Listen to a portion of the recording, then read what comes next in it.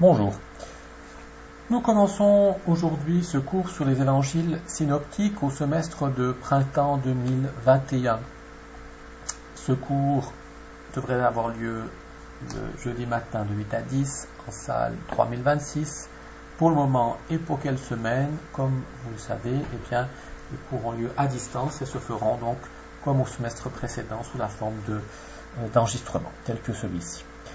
Vous avez devant les yeux le calendrier des cours, des séances, et dans ce cours, nous allons essayer d'approfondir la question des évangiles synoptiques que vous avez déjà étudiés dans les précédents cours, que la plupart d'entre vous ont suivi, l'introduction générale au Testament, le proséminaire. On a déjà abordé pas mal de questions sur l'évangile, mais ici nous allons approfondir ces questions, tout particulièrement essayer de mieux comprendre la théologie de chacun de ces évangiles, essayer aussi de mieux comprendre leurs caractéristiques littéraires, les styles, le genre, le vocabulaire qu'ils emploient, et ainsi de repérer assez rapidement à quel évangile nous avons affaire. Voilà, donc aujourd'hui 25 février, plan, bibliographie, donc plan calendrier, bibliographie, examen, et une première approche par un texte en guise d'introduction. Ensuite, nous allons nous pencher sur le premier discours de Jésus la prochaine fois, le premier discours que Jésus a prononcé chez Matthieu, chez Marc, chez Luc. Est-il le même? Si oui, que cela dit-il? Sinon, que faut-il en tirer? Bien. Puis ensuite, nous allons aborder différents passages dans chacun des évangiles qui sont assez représentatifs de la théologie de chacun de ces évangiles et qui nous permettront ainsi d'approfondir ces points que j'ai déjà évoqués, style, vocabulaire, genre littéraire, ainsi de suite. On fera également aussi un approfondissement sur ces genres littéraires qu'on a déjà étudiés en partie dans le proséminaire, par exemple avec l'homme à la main desséchée, la question de controverse, de miracle. Qu'est-ce que les évangiles synoptiques entendent-ils par miracle? Qu'est-ce qu'ils veulent nous donner comme enseignement en nous présentant Jésus faisant un miracle? Le grain qui poussait une parabole. Nous allons étudier une parabole et approfondir ce genre littéraire assez particulier aussi qu'il convient de bien connaître. Nous serons là au 25 mars, nous verrons, peut-être que ce cours se fera à nouveau en mode présentiel ou peut-être encore sous forme d'enregistrement. Puis le 1er avril, jeudi saint, pas de cours en faculté de théologie. Le 8 avril, les vacances de Pâques, pas de cours. Et dès le 15 avril, si Dieu le veut, nous reprenons les cours en mode présentiel. Nous aborderons d'autres questions, le royaume, la justice, le percé. Nous comparons un peu aussi les textes, nous aurons un texte particulier, nous comparons dans les trois versions. Jésus et la prière. Et puis après l'ascension, le cours tombera à nouveau. Un excursus sur la prière et l'Esprit Saint. Et nous terminerons 27 mai par un cours sur la femme courbée, la théologie du salut et la place de la femme. Les grands thèmes de chacun des évangiles seront ainsi abordés et nous essayerons de faire un tour complet de la question de ces évangiles synoptiques. Bien. Voilà, l'examen se passera le 31 mai, c'est ce qui est prévu en tous les cas pour le moment, de manière orale, une vingtaine de minutes. Je vous ai également mis un document, déroulement de l'examen oral sur les évangiles synoptiques. L'examen se compose de deux parties. Dans la première partie de cet examen, vous tirerez au sort quelques versets que vous ne connaissez pas, que vous n'avez pas étudiés en cours, mais où il y a des thèmes qui sont propres aux évangiles de Matthieu, de Luc et de Marc. Et donc, ces quelques versets, vous devrez pouvoir retrouver facilement cet évangile, ça appartient à tel évangile. C'est un peu le but du cours. Qu'en lisant un évangile, vous arriviez assez bien à repérer à quel évangile il appartient. Puis une deuxième partie, ça sera le commentaire d'un passage que nous aurons étudié en cours, qu'il faudra commenter, remettre dans son contexte, et puis les choses les plus essentielles. Voilà.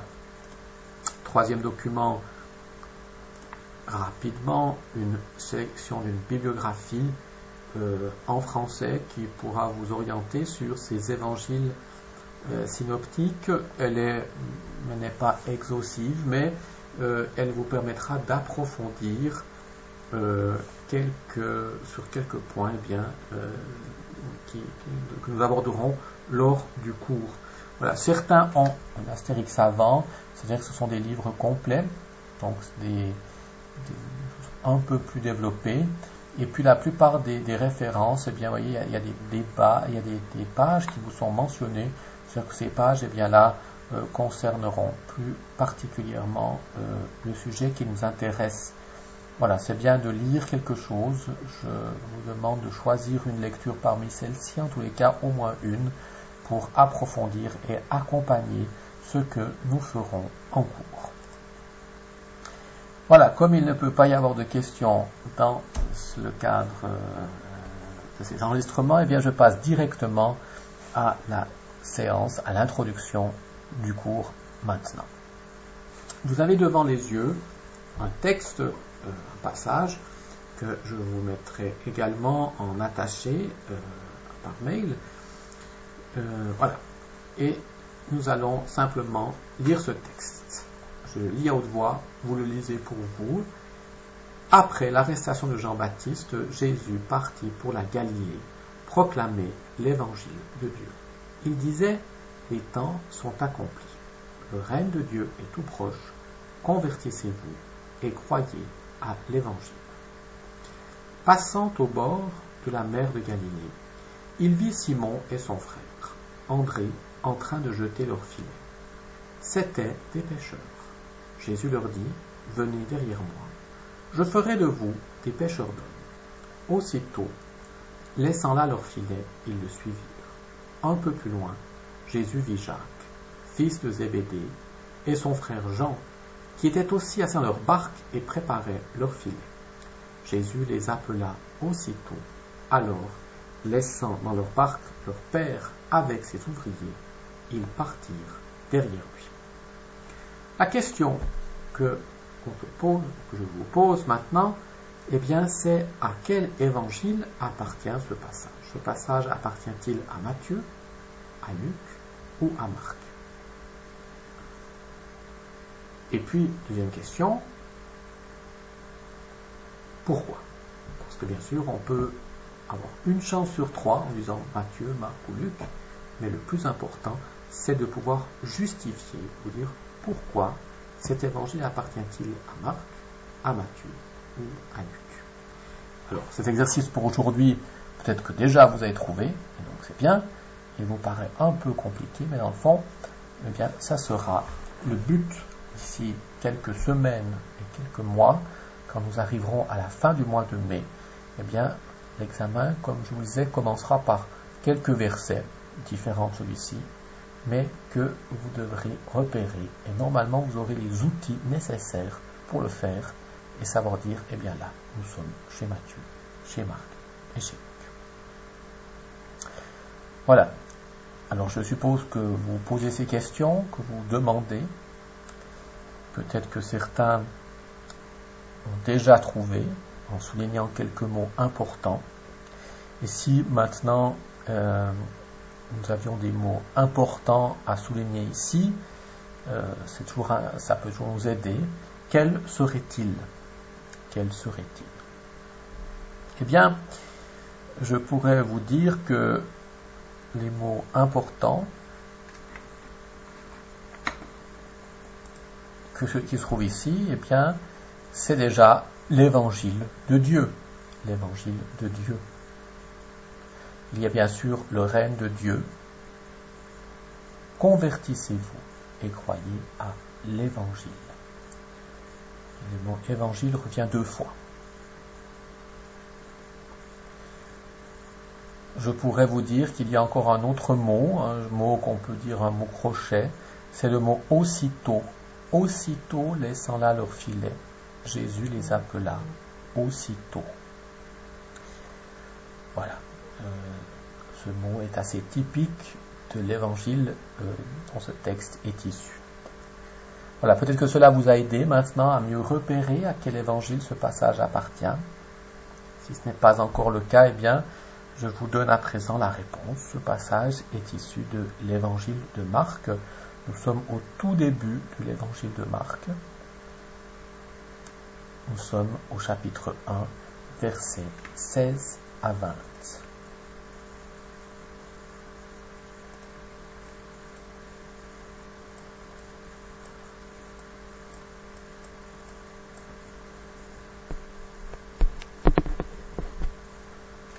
Voilà, je vous rappelle les mots un peu importants. L'évangile de Dieu, la notion de se convertir, encore une fois l'évangile, ce mot aussitôt, dont j'ai déjà parlé. Nous allons encore approfondir un peu plus ce passage. Voilà.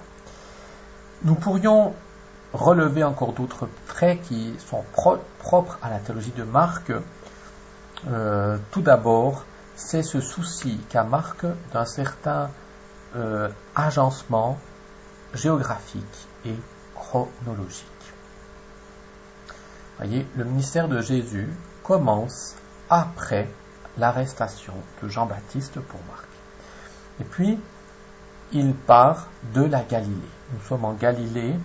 Chez Marc, la Galilée est une région favorable à l'évangile, où l'évangile est accueilli favorablement, contrairement à la Judée, d'où viennent les ennemis. Alors quand on verra par exemple chez Marc, il a aussi des fois des controverses, mais Marc précise que ceux qui viennent poser des questions difficiles à Jésus ou qui sont confiés avec lui viennent de Jérusalem.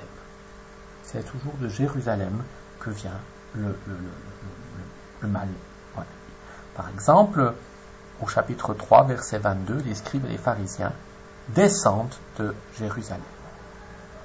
Et c'est pour cela qu'à la toute fin de son évangile, au chapitre 16, fin de l'évangile 7, Jésus va apparaître à ses disciples à nouveau en Galilée. La Galilée est la terre de l'évangile, alors que la Judée symbolise pour Marc l'hostilité. Chez Marc, les choses sont assez simples, elles sont ordonnées, et donc, voilà, il y a des critères. Galilée, c'est le pays positif, la Judée, c'est le pays hostile. Il convient donc que Jésus inaugure son ministère en Galilée. Bien sûr que Luc et Matthieu vont reprendre cela, puisqu'ils dépendent, comme on l'a vu, en partie de Marc. Alors, il y a différents thèmes propres à Marc ici, bien sûr, ce mot, l'évangile. Il apparaît 2 fois ici, et ce simple petit mot, si vous voyez le terme évangile, vous avez beaucoup de chances de vous retrouver chez Marc. Il revient à 8 reprises chez Marc, dont 2 ici. Et si Marc est beaucoup plus bref que les autres, il l'emploie nettement plus. Matthieu l'emploie tout de même 4 fois, mais 2 fois moins. Et Luc n'emploie pas le substantif, n'emploie pas le verbe évangile, mais il parle d'évangéliser. Voilà. Mais la présence la plus marquée, elle est nettement chez Marc. Évangéliser. Je vous rappelle bien sûr que l'évangile dont il est question ici, ce n'est pas un livre.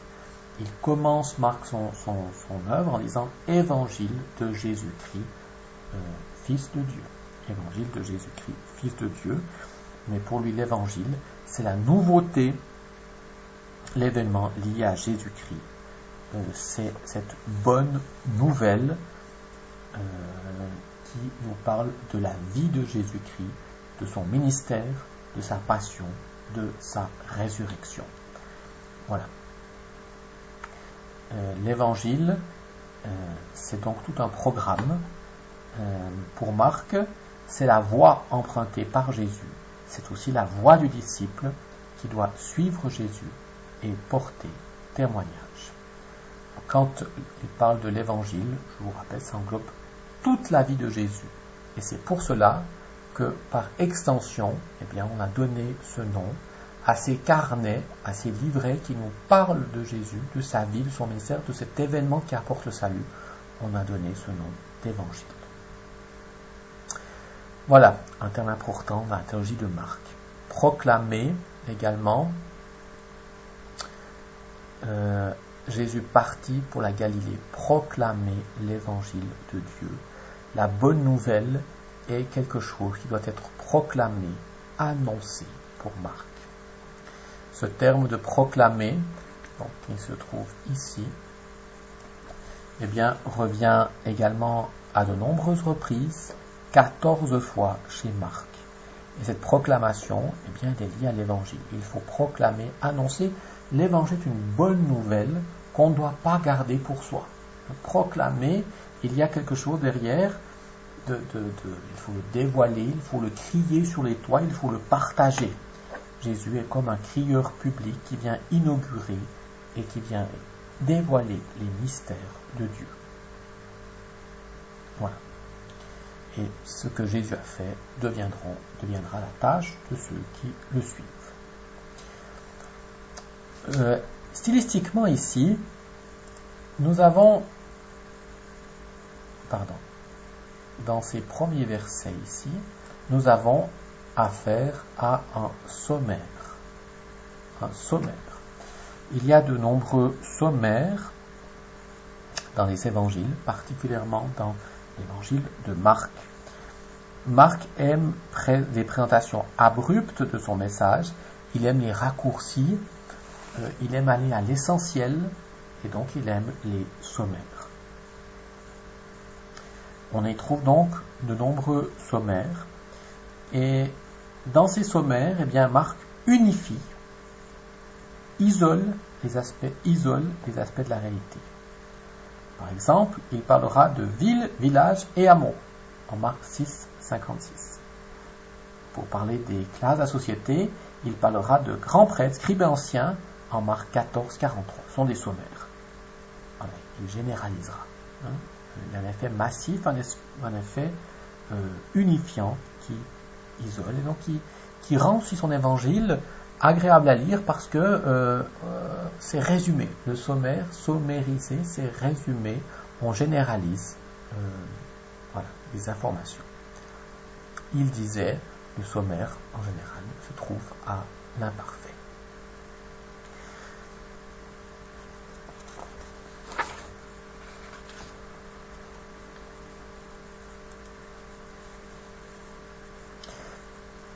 Dans ce sommaire, il y a aussi des thèmes qui pourraient nous avoir trompés, parce qu'il y a des thèmes qui ne sont pas typiquement de Marc. Par exemple, le règne de Dieu, c'est pas un thème de Marc. Il en parle, mais il n'est pas typiquement de Marc. C'est un thème, qu'on verra, est beaucoup plus important dans un autre évangile, mais pas chez Marc. Voilà. Puis la notion d'accompli, les temps sont accomplis. La notion d'accomplissement n'est pas très importante chez Marc non plus. Elle le sera nettement plus chez Matthieu et chez Luc. Marc emploie rarement ce terme. Il se trouve ici. Et donc, cela aurait pu aussi vous faire penser à un autre évangile, mais ce n'est pas Matthieu et ce n'est pas Luc. Mais ça, c'est évident que même si ce ne sont pas les thèmes les plus importants, il y a des choses qu'on retrouve dans chacun des évangiles. Les temps sont accomplis. Les temps sont accomplis. Il ne s'agit pas ici du chronos, le temps en général, le chrono grec, mais du kairos, le moment fixé, le moment important. Le moment pour que le salut se réalise est accompli. Alors là, on a fait un commentaire de ce passage. Jésus part pour la Galilée et dit, les temps se sont raccourcis. Le moment de la venue de Dieu est arrivé avec le début du ministère de Jésus. Il est temps de se convertir. Voilà, c'est le temps sont accomplis. Ça ne veut pas dire que le temps va s'arrêter, mais ça veut dire que c'est le moment de se convertir, le kairos idéal. Voilà. Des versets 16 à 20, donc là c'est le verset 15, et puis arrivent les versets 16 à 20 ici, eh bien, nous avons l'appel des premiers disciples. Et là, nous avons également des procédés littéraires qui sont très typiques de Marc. Alors, c'est un passage qui appartient à la triple tradition. Et donc, on retrouverait dans les trois, mais ici, nous avons vraiment quelque chose de très propre à Marc. La version de Matthieu, si vous la lisez en parallèle, elle est assez proche, tandis que celle de Luc elle fait suite au miracle de la pêche miraculeuse. Et ça, on verra pourquoi est-ce que Luc a fait ce changement. J'y reviendrai un tout petit peu ailleurs. Remarquez le beau parallélisme entre les deux vocations, les deux séries de vocations. Nous avons d'abord l'appel de Simon et de André, Simon et son frère André, qui jettent leur filet. Et puis un peu plus loin, verset 18, nous avons, verset 19, l'appel de Jacques, fils de Zébédée, et son frère Jean. Voilà, deux appels. Ils sont construits en parallèle. Ce sont le grec de Marc est réputé pour ne pas être le meilleur, et c'est pour cela que Marc, il est comme un peu des fois limité dans son vocabulaire, dans sa langue. Il reprend des moules, des formules types. En même temps, ça donne à son écriture une certaine simplicité, une certaine fraîcheur, un côté massif qui peut être assez plaisant. Et alors typiquement ici, si vous regardez ce texte, il voit Simon et André en train de jeter leur filet. 2 points, c'était des pêcheurs. Alors il dit ce qu'ils font et il explique en part après qu'ils étaient des pêcheurs. Ça c'est typiquement de Marc. Voilà. Expliquer après, c'était des pêcheurs.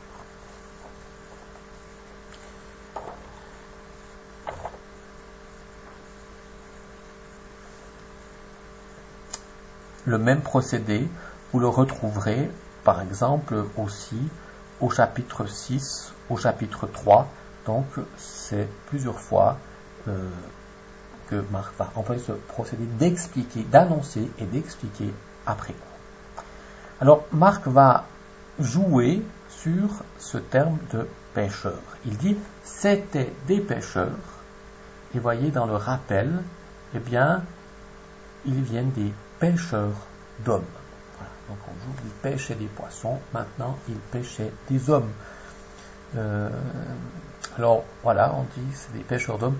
Finalement, mais il y a quelque chose d'assez maladroit quand même dans cette tournure, puisque le pêcheur est censé mettre dans ses filets et faire prisonnier les hommes, et donc le disciple ou l'apôtre doit libérer les hommes et non pas en faire des prisonniers ou les mettre dans des filets.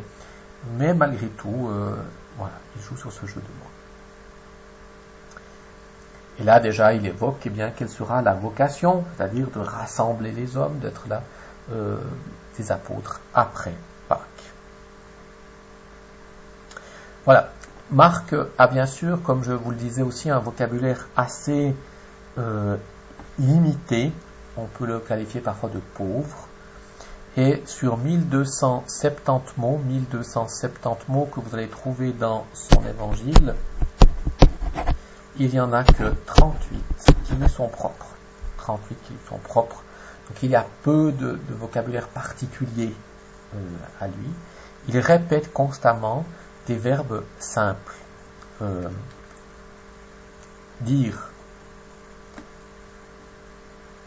Il répète les verbes aussi avoir, par exemple voir, pouvoir, vouloir, que vous allez retrouver un peu toujours dans son évangile. Donc un vocabulaire assez simple. Et de ce fait, il va commencer ses phrases souvent par des mots tels que aussitôt.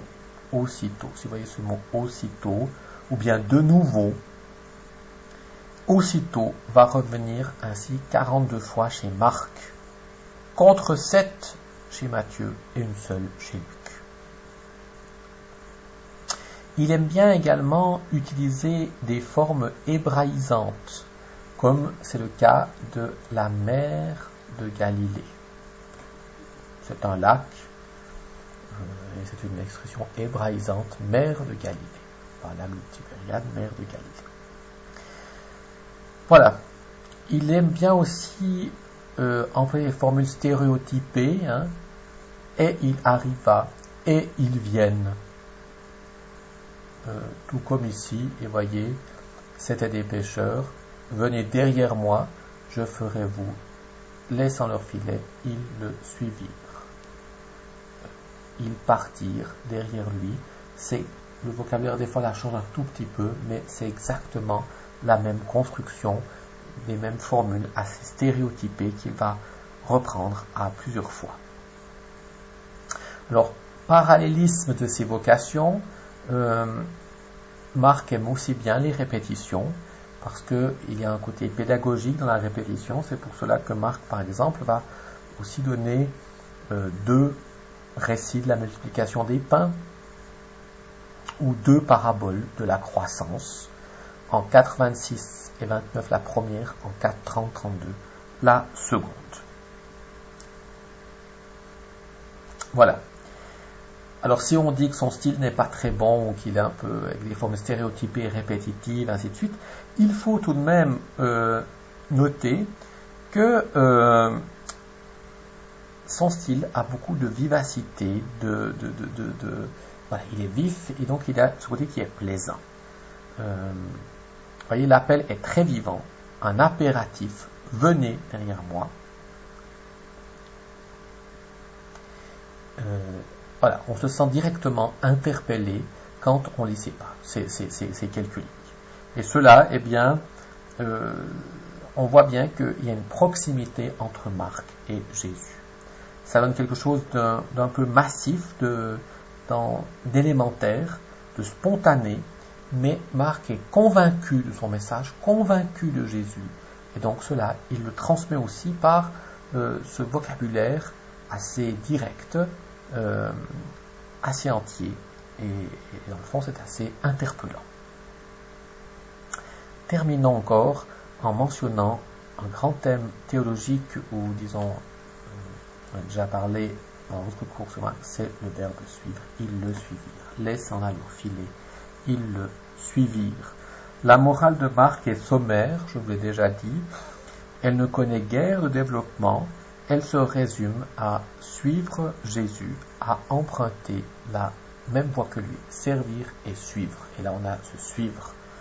Voilà, le verbe suivre, c'est l'attitude typique du disciple, et les autres évangiles vont reprendre. La sequela Christi, les disciples sont faits pour suivre Jésus. Bien.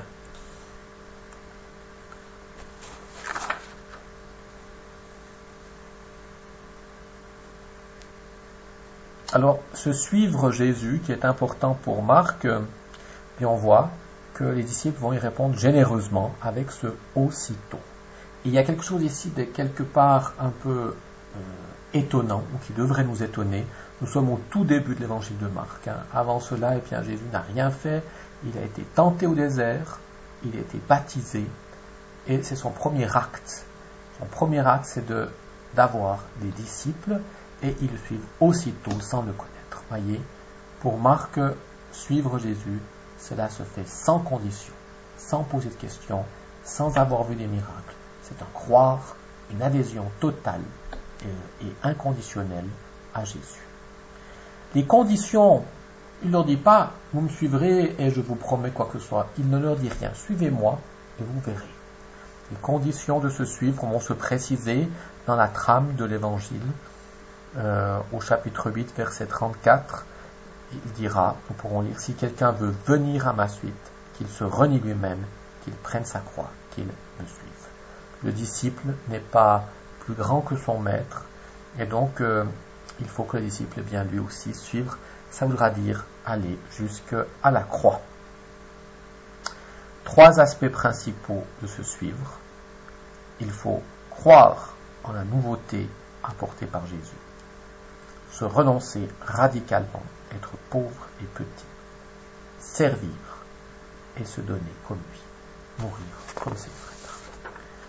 Voilà, je m'arrête là pour aujourd'hui. Je vous souhaite un bon début de semestre, bon cours. Je reste à votre disposition pour des éventuelles questions, bien sûr, et je vous dis à bientôt.